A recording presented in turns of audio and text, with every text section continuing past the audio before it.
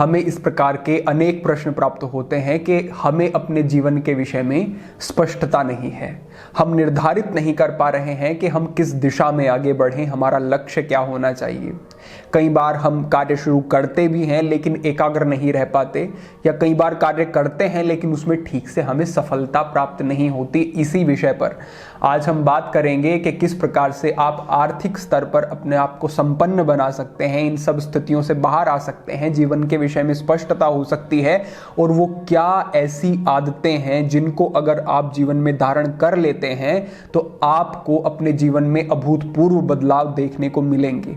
हमारा प्रयास रहेगा कि इस मार्गदर्शन के अंत तक आपको काफी स्पष्टता हो अपने जीवन के विषय में, अपनी स्थितियों के विषय में। हम शुरू करते हैं इस विषय को, और हमारा जो पहला ही बिंदु है जिस तरफ आपको ध्यान देने की जरूरत है वो है आपका समय। आपका समय कहां पर निवेश हो रहा है, क्योंकि आपका जीवन भी आपके समय पर ही आधारित है। समय से ही सब कुछ बंधा हुआ है। अगर आप समय को नष्ट कर रहे हैं तो आप देखें कि आप अपने जीवन का अपमान भी कर रहे हैं और जीवन को भी आप अपने खोते जा रहे हैं, जो एक अमूल्य समय है, एक अमूल्य अवसर है। जब आप अपने समय को आर्थिक दृष्टि से नापना चाहते हैं और ये देखना चाहते हैं कि अगर मैं समय को अपने नष्ट करता हूं तो मैं कितना बड़ा कुछ नुकसान कर रहा हूं जीवन में, तो इसको एक उदाहरण से आप बड़ी सरलता से समझ सकते हैं।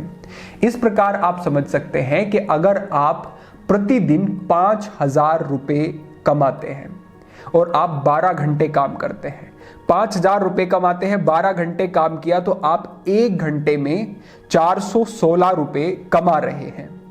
अगर आप अपना 1 घंटा कहीं पर व्यय कर देते हैं, नष्ट कर देते हैं, खराब कर देते हैं, और आपके मस्तिष्क में ये बोध है कि मेरा जो समय है वही मुझे आर्थिक स्तर पर संपन्न बना सकता है, अगर आपने फिर 1 घंटा अपना खराब किया तो आप ये कैलकुलेट कर सकते हैं, ये मेजर कर सकते हैं कि मैंने कितना नुकसान अपना आर्थिक तल पर किया है। आप ये भी समझ लें कि प्रत्येक समय आपके पास एक ऐसा अवसर होता है जिस समय आप अपने समय का सर्वोत्तम प्रयोग कर सकते हैं।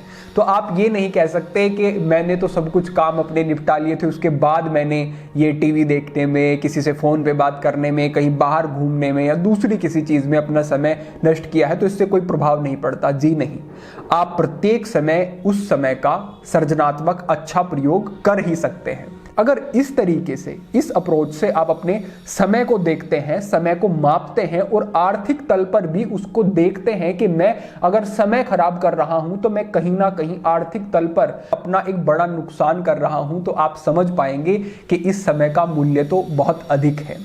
यही बात जो हमने पैसे को लेकर के आपको बताई है, यही ज्ञान को लेकर भी है, किसी चीज की नॉलेज को लेकर भी है, ऊर्जा को लेकर भी है, कि अगर आप अपने समय को नष्ट कर रहे हैं किसी एक छोटे से लाभ के लिए तो इनडायरेक्ट वे में आप अपना एक बड़ा नुकसान कर रहे हैं। तो इस विषय के प्रति जो व्यक्ति सजग रहता है, और हमने ये देखा है, हम अनेक व्यक्तियों से मिले हैं जो अपने अपने क्षेत्रों में बहुत कुछ अच्छा कर रहे हैं, आर्थिक तल पर संपन्न हो रहे हैं, देश का सहयोग कर रहे हैं अपने आप को बेहतर बना करके। तो ये सब चीजें हमने उन व्यक्तियों में देखी कि वो अपने समय के प्रति गंभीर हैं, वो यूं ही समय को नष्ट नहीं कर रहे हैं। समय को आप नष्ट करेंगे तो कल समय भी आपको नष्ट जरूर करेगा, कहीं ना कहीं आपको हानि उठानी पड़ेगी। तो जो हमारा पहला बिंदु है, अगर आप अपने जीवन में कुछ अच्छा चाहते हैं, प्रगति चाहते हैं, व्यवस्था चाहते हैं, तो समय के महत्व को समझना होगा और समय को इसी प्रकार आपको मापना होगा कि मैंने 1 घंटा खराब किया तो मैंने क्या खोया, आपको ये पता होना चाहिए। इससे आगे बढ़ते हुए जो हमारा दूसरा विषय है वो है सीखना। ये सीखना बहुत जरूरी है। कई बार हम व्यक्ति को देखते हैं, हमसे इस प्रकार के प्रश्न भी किए जाते हैं कि हम आत्मविश्वास को कैसे बढ़ा सकते हैं, हम अपने क्षेत्र में सफलताओं को कैसे अर्जित कर सकते हैं, हम दूसरों से बेहतर कैसे कर सकते हैं। तो प्रश्नों का सभी का उत्तर एक ही है कि आपको उस विषय में सीखना होगा। जैसे अगर आपके पास 1,000 रुपए हैं तो आपकी क्षमता है कि आप किसी दूसरे व्यक्ति को 500 रुपए उनमें से दे सकते हैं, 100 रुपए उनमें से दे सकते हैं। सकते हैं, लेकिन अगर आपके पास ही कुछ नहीं है तो आप सामने वाले को कैसे देंगे? आप खुद उस चीज को नहीं रखते हैं। तो इसी तरीके से आप किसी भी व्यवसाय में, किसी भी कार्य में कुछ ना कुछ कहीं ना कहीं दे रहे हैं, जिसके पारितोषिक में आपको कुछ मिल भी रहा है। तो आप कैसे दे सकते हैं? पहले वो चीज आपके पास होनी चाहिए, वो ज्ञान आपके पास होना चाहिए। अगर हम अपने जीवन के उदाहरण से कहें तो आज से लगभग 5-6 साल पहली बात है, जब हमने शुरू किया कुछ अपना मार्गदर्शन करना, आप लोगों का वीडियोस के माध्यम से शुरू किया, लेकिन हमें तब लगा कि नहीं, अभी हमें और विश्लेषण की आवश्यकता है, अभी हमें और समझने की आवश्यकता है कि व्यक्ति कहाँ अटका है, व्यक्ति को अपने जीवन के किन बिंदुओं पर कार्य करने की आवश्यकता है। और हमने उस समय पर वो मार्गदर्शन वहीं पर रोक दिया। हमने 1 साल, 2 साल, 3 साल तक अपने ऊपर कार्य किया और ये देखा कि मुझे किस प्रकार से अपने बंधुओं को समझना है, आपकी मन की स्थितियों को समझना है, आप कहाँ मार्गदर्शन चाहते हैं, वो सब चीज़ें देखनी है। वो देख करके हमने जब प्रयास करने शुरू किए तो हमारी कोई अपेक्षा नहीं थी, लेकिन आपको जो इन सब चीज़ों से लाभ हुए वो बड़े ही सुंदर थे और देख करके हमें बड़ी प्रसन्नता होती है। तो यानी कि कुछ एक विश्लेषण किया गया, मन को समझा गया, मानसिक स्थितियों को भापा गया, जिसके आधार पर आगे हम मार्गदर्शन करने में सक्षम हुए। इसी प्रकार से आप भी अपने जिस भी क्षेत्र में कार्य कर रहे हैं थोड़ा ठहर जाएं। ये अपने आप से प्रश्न पूछें कि मुझे क्या इस विषय में ठीक से समझ है, क्या मैंने इस विषय को समय दिया है, सीखने की कोशिश की है, क्या मैं इन चीज़ों में पारंगत हो गया हूं। अगर मैंने कुछ सीखा नहीं, बस मैंने यूं ही शुरू कर दिया है, तो आप बड़े नुकसान आर्थिक तल पर भी झेल सकते हैं। आप कोई कार्य करेंगे, कोई व्यवसाय करेंगे, उसके फेल हो जाने के प्रतिशत बहुत ज़्यादा बढ़ जाएंगे अगर आपको उसकी पूर्ण समझ नहीं है। तो इस समय का निवेश बहुत बेहतर होता है हमेशा ही, जब आप किसी विषय को सीख रहे होते हैं, उसके बारे में जान रहे होते हैं। सफल व्यक्तियों का एक गुण ये भी है कि वो अपने जीवन का प्राथमिक समय सीखने में देते हैं। आप देव दयानंद सरस्वती को देखें, आप स्वामी विवेकानंद को देखें, आप किसी भी एक विद्वान को लेते हैं अपने ऋषि परंपरा से भी, तो आप देखेंगे कि प्राथमिक समय बड़ा ही एकाग्र रहा है। प्रखर बुद्धि भी वो थे और उन्होंने अपनी एकाग्रता को उच्चतम स्थितियों तक रखा, उन्होंने बहुत सारी चीजों को सीखा। उसके बाद वो बाहर निकले कि अब मुझे कुछ आगे बढ़ना है और देश के, राष्ट्र के, धर्म के लिए करना है। तो पहले जो चीज आती है वो आती है कि आप क्या सीख रहे हैं। कहा भी गया है कि ज्ञान तु द्विविध प्रोक्तम, शाब्दिकम प्रथमम समृतम, अनुभवाख्यम द्वितीयम तु ज्ञानम दुर्लभम रब। के ज्ञान तो कई प्रकार से प्राप्त कर सकते हैं आप, लेकिन इन सभी प्रकार की समझ ज्ञान में जो सर्वोत्तम है वो है जब आप अनुभवों से सीखते हैं। तो अनुभवों से भी सीखना है, जीवन से भी सीखना है, उस विषय में जानना भी है, उस विषय में पढ़ना भी है, अपने आप को उस विषय के प्रति, हमारे कहने का अर्थ यह है, सजग बना लेना है।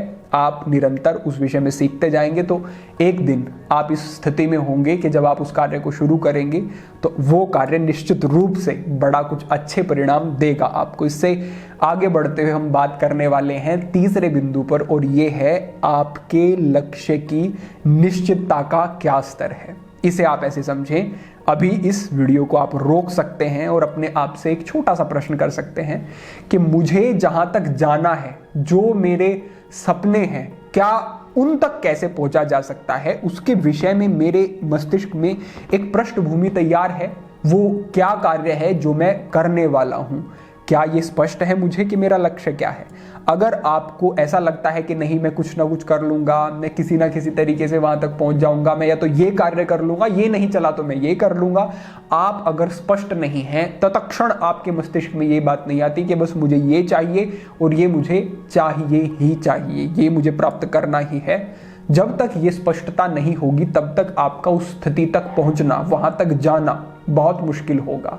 अगर ये स्पष्टता है इस प्रश्न का, आप तुरंत एक क्षण की भी देरी किए उत्तर दे सकते हैं कि मेरा लक्ष्य ये है और मुझे इस प्रकार से इस पर आगे बढ़ना है, तो आपकी सफलता का प्रतिशत बढ़ जाएगा। फिर आपके जीवन के जो भी कार्य होंगे वो आपको उस लक्ष्य के नजदीक ले जाने वाले होंगे। और ये जरूरी बिंदु है कि आप जीवन में जो भी कुछ कर रहे हैं उसको अपने लक्ष्य के प्रति समर्पित करें, यानी कि वो कार्य हों जो कि आपको कहीं ना कहीं थोड़ा आगे बढ़ाएं भले ही, लेकिन आपको आपके लक्ष्य की ओर ले जाते हों। ये आपका तीसरा बिंदु है जिस पर आपको ध्यान देना है। इससे आगे बढ़ते हुए क्रिया विधिज्ञम, हमारे शास्त्रों में भी कहा गया है कि आपको उस मार्ग पर, जो आपने लक्ष्य तो एक निर्धारित कर लिया, लेकिन वहां तक पहुंचने की सर्वोत्तम विधि क्या है उसका पता होना चाहिए। इस विषय में अगर आध्यात्मिक तल पर हम कहें तो ऐसा कहा गया है कि वितराग विषय व चित्तम, कि अगर आपको आध्यात्मिक प्रगति चाहिए